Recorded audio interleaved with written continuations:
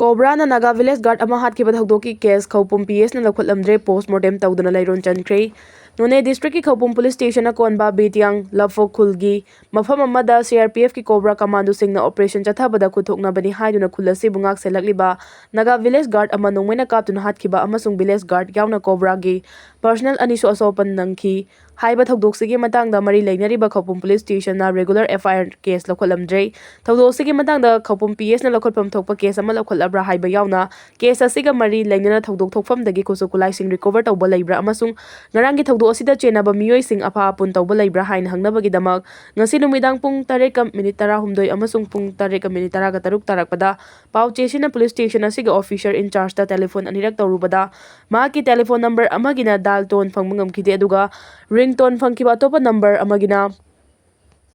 Paikala Kide Khawpum PS ki osina telephone receive tawroktabadagi pau chesina None district police ki control room danga sinumidang pung 3:13 amasung 3:18 tarakpada telephone anirak tawduna laikhidraba lanbi mai ramai gi hakchang mapung phaba ikai khumnaba utlaba matungda leiron chanduna aroiba mathau mangam pangthokre haibagi pau social media ki platform singna thengnare social media da post tawrakliba photo video na chingbaga loinana posting asi chumlabra amasung laikhidraba sing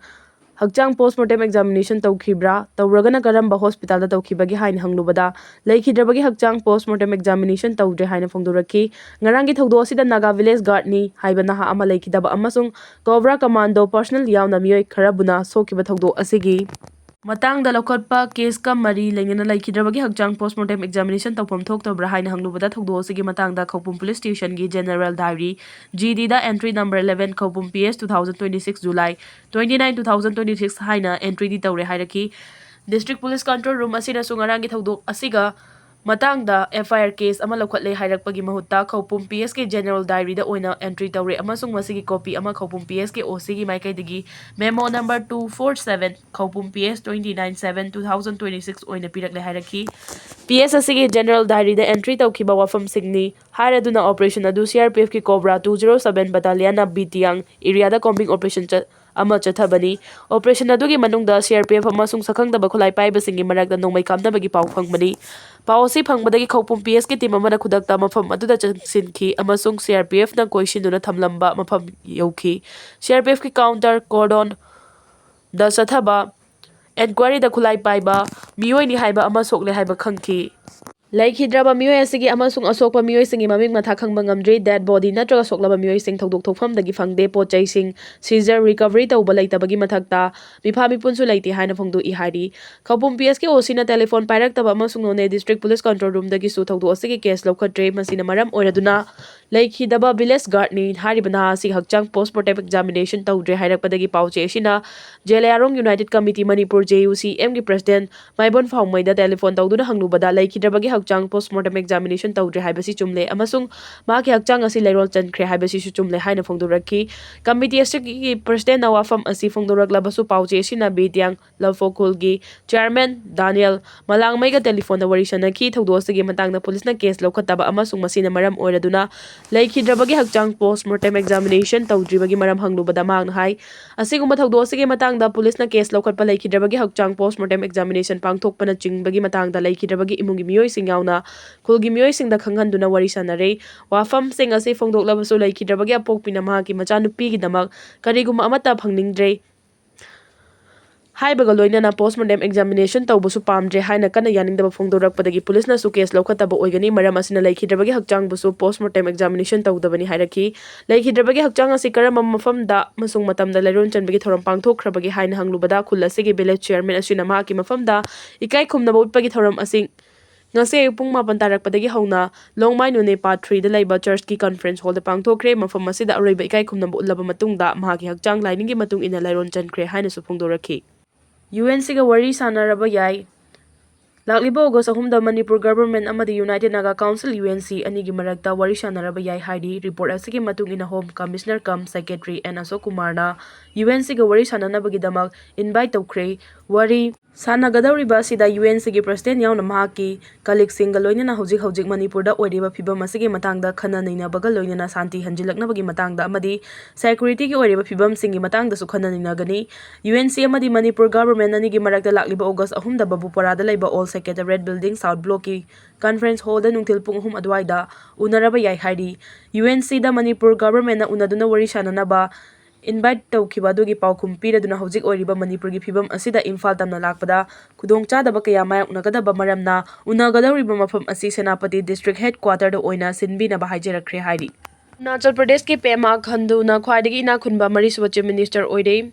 Laibasigi Association for Democratic Reforms ADR na phongba report ki matungina Arunachal Pradesh ke Chief Minister Pema Khandu na hojik India gi state kunganipan amasung union territory ahum punna mafam kunthra ka mathoi ki Chief Minister singi manungda khwaidagi ina khunba mari suba Chief Minister oire haina phongdorakre ADR की report से हौजिक chief minister ओरिबा सिंगना मिखलदा मिरेफ ओइनबगी दमाग file तौखिबा nomination paper का लोइनबा affidavit सिंगदा फोंगदोरकपा वाफमदा युमफम ओइबनि हाइरि Pema Khandu ना महाकि लंथुम सिंग असि लुपा crore 332.56 ओइरे हाइना फोंगदोरकपदगी India की ओइना billionaire chief minister मरी की मनुंगदा मरी सुबा ओइरे रिपोर्ट असे की मतुंग इना नागालैंड की चीफ मिनिस्टर नाइफ्यू रियोना लुपा करोड़ 46.95 ओइदुना लाइबासी की ओइना मंगा सुबदा लैरि असम की चीफ मिनिस्टर हिमंता बिस्वा शर्मा की लुपा करोड़ 35.16 ओइदुना मतुंग इनरी अदुगा मेघालय की चीफ मिनिस्टर कॉनराड के संगमाना लुपा करोड़ 14.06 ओइरगा त्रिपुरा की चीफ मिनिस्टर मनिक साहाना लुपा करोड़ 13.90 की मपो ओइरी पेमा खांडू की माकी लंथुमसी लुपा करोड़ 332.56 ni हाइरबसु मंगोंदा लुपा करोड़ 180.27 की लायबिलिटी सिंग लैरी लायबिलिटी सिंग मायोकनरिबा चीफ मिनिस्टर सिंगी मनुंगदना कर्नाटका की डीके शिवकुमार की मतुंगदा भागना निसुबदा लैरगा असम की चीफ मिनिस्टर हिमंता बिस्वा शर्माना लायबिलिटी लुपा करोड़ 16.86 लैदुना अहुम सुबदा लैरी मणिपुर की चीफ मिनिस्टर वाई खेमचान की एसेट की चांगना लुपा करोड़ 2.38 खक्तमक ओइरी हाइना रिपोर्ट असिदा पल्ली म्यांमार की BGF कमांडर फानबा लाउथोखरे थाईलैंड लेंगांगना म्यांमार की border guard force BGF commander सोमोथोनबु फानबा अरेस्ट वारंट इशू तौखरे हाइरी थाईलैंड लेंगांगना था से कुटगदिपादा थोखिबा अरेस्ट वारंट अदुदा कमांडर सिना गमखै लानसेलक्तुना ह्यूमन ट्रैफिकिंग की थबक सिंग चथै हाइना बारासिक की थाईलैंड की मखादा BJPF कमांडर सिगी मथक्ता कोर्ट की ओइबा थबक सिंग लौखनबा अरेस्ट वारंट इशू तौखिबनी BGF कमांडर सोमोथोन गार्ड स्टेट लैरिबा मिलिशिया सिंग नकनबा मरी लेनबदा नतना थाईलैंड की गमखैदा संगसेलक्तुना चही 50 सुरबा म्यांमार की मियोय अमा फाखी हाइबगी मरासु सिरखी खैबर पख्तूनख्वादा पुलिस मापन सिखरे पाकिस्तान लानमिना मिलिटेंट तरागा मंगा हाटख्रे पाकिस्तान की प्रोविंस अमा ओरिबा खैबर पख्तूनख्वागी हेंगू डिस्ट्रिक्ट हांगबा खजिनाबंदा चेक पोस्ट मिलिटेंट सिंग लंदा रखिबदा पुलिस मापन सिखरे मिलिटेंट सिंग लंदा अदुदा सिक्योरिटी फोर्स ना खुद हनखिबदा मिलिटेंट तरागा मंगा हाटखी हाइना सु पुलिस की माइकेदी फोंगदोरखरे